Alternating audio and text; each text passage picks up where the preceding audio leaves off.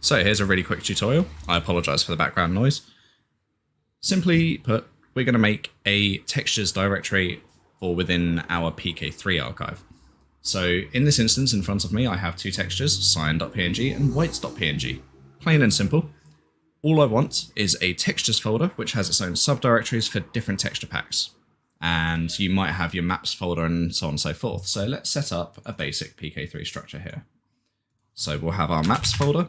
I'm not going to bother putting any maps in just yet. And then we'll have our textures folder. Let's move our textures inside the textures folder. And then I'm going to create my subdirectory. In this case, this is what would categorize our textures within the editor. So let's just pretend that we had two different texture packs. We've got white text, I misspelt that. And we'll have cyan text. Pretty simple. We'll put our respective PNG format textures into each folder. And then, I apologize for the noise. And then we will create a new map. We'll use UDMF format.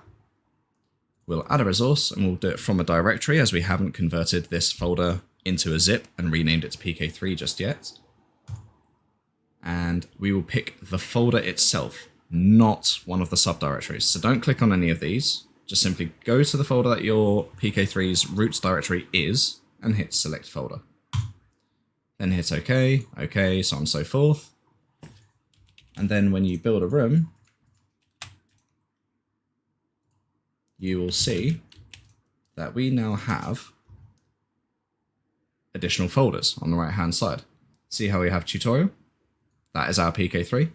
We have an all folder, which ignores the subdirectories and just displays every texture that's available. And then we have the two subdirectories for each texture. So we could go for cyan. And then over here, we could go for whites, which didn't get found for some reason. Don't ask me. Oh, it might be because I was in one of the other subdirectories there. So there's our white texture. This is going to be the ugliest map of all time. But hey, we can save this. We'll put this into maps and we'll call it map01.wad.